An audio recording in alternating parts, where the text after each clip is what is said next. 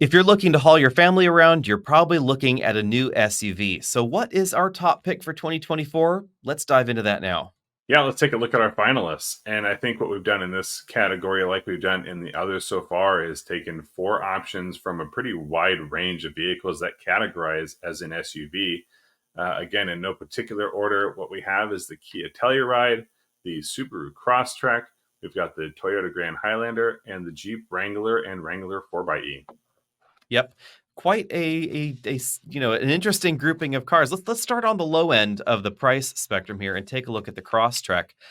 This is on the list because it's such a great value. You get high ground clearance. You can get a wilderness trim if you want even more ground clearance.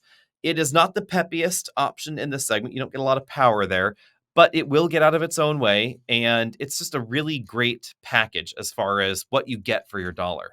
Yeah, if you've been watching the rest of the series, you've seen the Crosstrek's younger sibling in the Subaru Impreza. That made it in our value version. But for this, we categorize this more as an SUV because of its ground clearance. It is going to be the least expensive option on our list here, but it is an incredibly capable machine. And not only can you get more ground clearance with that wilderness trim, as well as more cladding and different color schemes, but you can also up the towing up to 3,500 pounds, which I wouldn't say you want to do on a regular basis. But if we're looking at SUVs, we look at capability, and that is a small machine with more capability for the dollar than I think a lot of other options out there.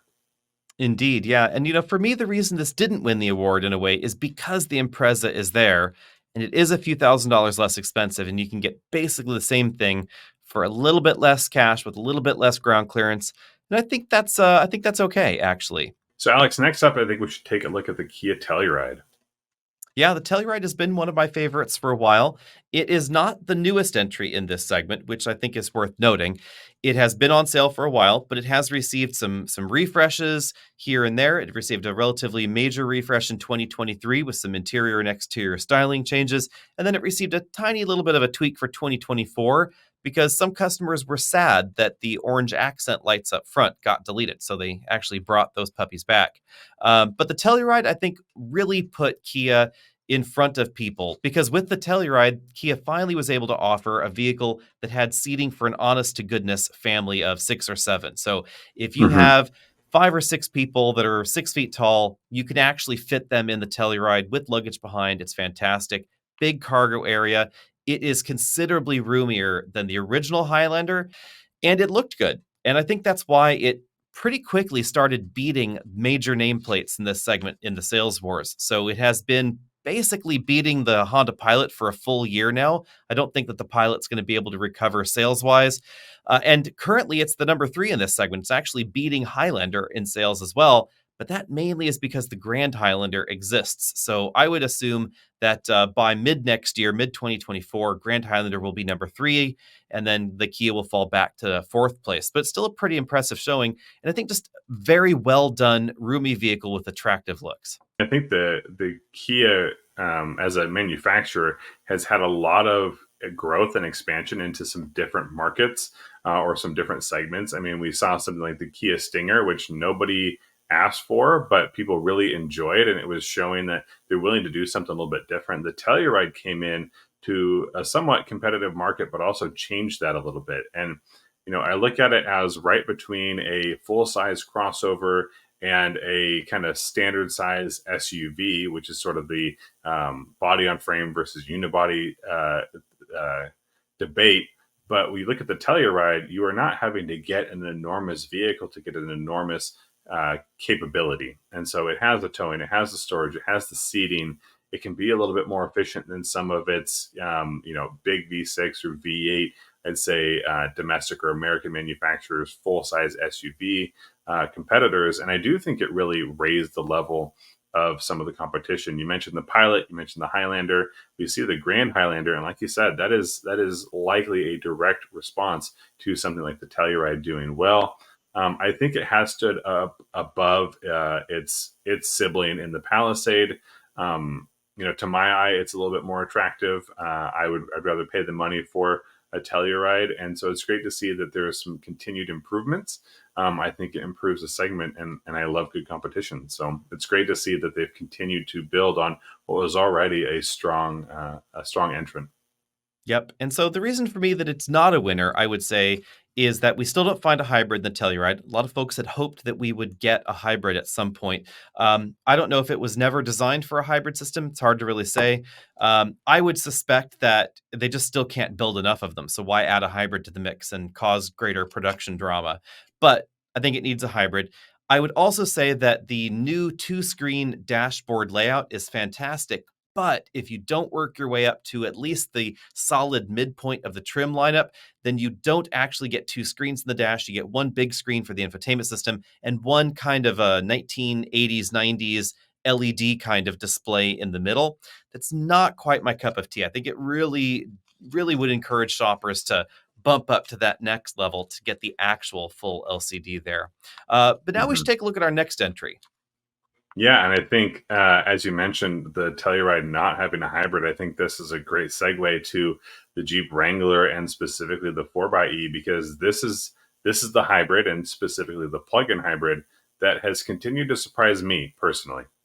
Yeah. And so for, actual SUV, I know that some folks don't want to consider crossovers like a Telluride or a whatever an actual SUV, but if you want a frame and you want an SUV, the Wrangler has been actually a very solid entry in the US for some time with solid sales growth as well. I mean, they sell over 200,000 of these every year. So it's essentially a RAV4 alternative in some ways when you take a look at the volume. Wranglers, the addition of the four-door model really brought Wrangler sales where they are today. And now we have the best-selling plug-in hybrid in America in the Wrangler 4xe, which is still mind-blowing to some. But you also have just a very well-rounded vehicle. Yes, it's not the most ideal for road driving, canyon carving, etc. But honestly, over the years, the Wrangler has become pretty acceptable on the road, still has that off-road capability that people want. And there are just so many insane ways that you can configure your Wrangler. It's absolutely amazing. If you just want to go take a trip down their configurator, it's worth it. You Grab a can cup of paint coffee, it. you'll be there a minute. Yeah, you'll be a while. There's like the color palette is excessive. There are greens and yellows and purple that you can get your Wrangler colored, etc. So lots and lots of different options, and that's mainly why it's on this list here. But it's not our top pick. No, I mean, when I look at something like the Jeep Wrangler, bold is always been, I think, a part of its personality. And as I mentioned, I'll sort of eat crow here. And when the 4xe came out, I said, really? I'm not sure that's really the right choice. Who's going to buy it? Pleasantly surprised to see that more folks have. But if you told me when vehicles like the Chevy Volt and the Honda Clarity plugins and the first Prius Primes, you said these are plug-in hybrids, but just wait, the top selling plug-in hybrid in the US is going to be a Jeep, I would not have believed you. But here we are, and I think you reap the benefits of that electric powertrain. So it's great to see, but it did not make the top of the list. For that, we are going to what we suspect is going to supersede that Kia Telluride on the best sellers list, and that is the Toyota Grand Highlander.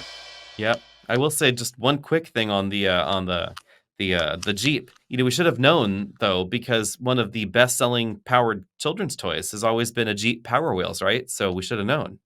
We've been conditioned for a long time. Yeah, so we should have guessed it. But yes, Grand Highlander. And Grand Highlander is here because yes, it is definitely very grand. It is one of the largest option or the largest option in this segment, depending on the exact specification you're looking at. But Toyota gave it a honest to goodness over 30 mile per gallon hybrid system. And if you want a little bit more oomph, you can get the Hybrid Max, which doesn't quite give you 30 mpg, but it's still going to be better than essentially every other entry in this segment that does not have a Toyota logo on the front. Mm-hmm. Toyota has leaned heavily into hybrids over the last few years, pushing back a little bit against a full electric vehicle adoption. But with these hybrid models, I look at it as a continuing of technology from your carbureted to fuel injected to turbocharged. I think the hybridization is kind of the new turbocharger, because you could do a smaller displacement engine, get better fuel economy and more torque. And I think that instant torque that you can get from a hybrid system really lends itself to a smaller overall engine. So when you look at a hybrid model, and a hybrid max, you get to pick. Do you want the more efficient or the more powerful? And they're still going to be more efficient and more powerful than a lot of the competition with their naturally aspirated or turbocharged engines. Yep. And Grand Highlander finally gives Toyota shoppers what they've been asking for, which was the supersized RAV4, because it definitely looks like a RAV4 rather than a Highlander. But I mean, it's more child seat friendly than a Highlander. It's only $1,000 more expensive than a comparably equipped Highlander. So I think it's kind of a no-brainer if you're already looking up there in the mid-level and top-end trims of the regular Highlander. You should just get the Grand Highlander. I think the look is better. We have obviously that huge cargo area in the back and the most legroom in this segment at the moment. Now, I should mention that we don't know what the new Traverse and Acadia are going to drive like yet, and that's why they're not on this list, because we haven't driven them yet. But those are coming in 2024, and they look pretty darn big, but they also seem to be more premium on the inside versus what we find in the Grand Highlander. So if you're looking for that next level in interior refinement and interior quality, but you're worried about stepping up into something like a Grand Cherokee L for the price tag or maybe reliability concerns, you might want to stay tuned for the GMC Acadia and the Chevy Traverse, because they're going to give us a lot of room with really modern interior features, huge LCDs, real wood trim here and there in the top end models, extra off-road capability with torque vectoring rear axles, etc. There's definitely a lot of promise going on in those, but we won't know more until the end of first quarter 2024. It's definitely fair to say the competition continues to heat up. When you look at these vehicles, I might get flack for it, but as the minivan has been less popular, we see the development of these SUVs to provide a lot of the things that minivans did, which is more space, more room, more efficiency, because they're not carrying around a bigger vehicle higher off the ground. They don't all have four-wheel drive. But I do think we continue to see the growth of the segment. It's great to see more options entering, again, with different technologies like plug-in hybrids, more powerful hybrids versus V6 or V8 engines, and great to see more from the General Motors lineup. And we'll see what it looks like next year. Yep. So let us know what you think about that top pick down there. Did we pick the right one? Should we have chosen something else?